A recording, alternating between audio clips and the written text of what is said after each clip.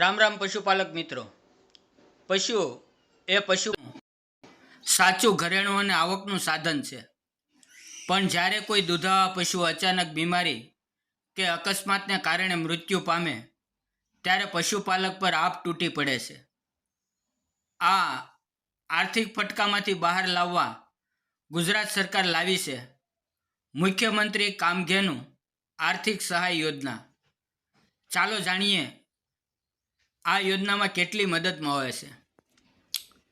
તો મિત્રો, આ યોજના હેઠળ જો તમારા દૂધાવા પશુનું અકાળે મૃત્યુ થાય તો સરકાર દ્વારા તમને નીચે મુજબ સહાય મળે છે.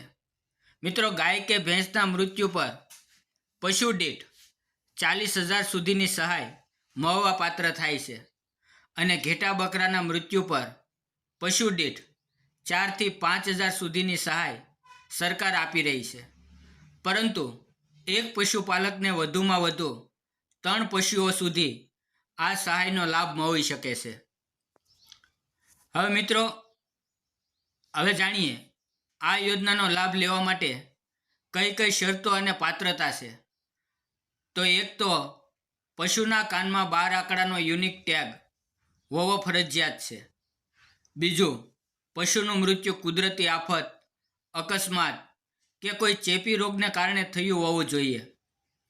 અને ત્રીજું, પશુપાલક ગુજરાતનો વતની હોવો જોઈએ. મિત્રો, હવે વાત કરીએ જરૂરી દસ્તાવેજોની. તો પશુના મૃત્યુના 24 થી 48 કલાકમાં તમારે મૃત્યુની જાણ કરવાની હોય છે. તેની માટે નીચેના કાગળો તૈયાર રાખવા. પશુના મૃત્યુનો પોસ્ટમોર્ટમ રિપોર્ટ તે સરકારી પશુ ચિકિત્સક દ્વારા આપવામાં આવે છે.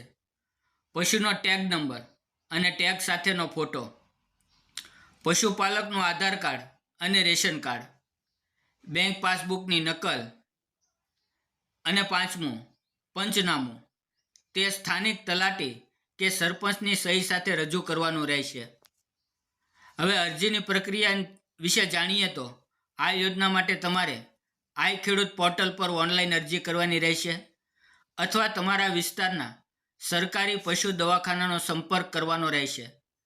પણ મિત્રો, યાદ રાખજો, પશુના મૃત્યુ બાદ તરત જ ડૉક્ટરને જાણ કરવી જરૂરી છે, જેથી પોસ્ટમોર્ટમ સમયસર થઈ શકે. તો પશુપાલક ભાઈઓ, આ માહિતીને સાચવીને રાખજો અને બીજા પશુપાલકો સુધી પહોંચાડજો. મુશ્કેલીના સમયે આ યોજના તમારા પરિવારનો ટેકો બની શકે છે.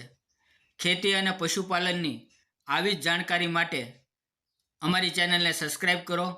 વિડીયો પૂરો જોવા બદલ ધન્યવાદ મિત્રો.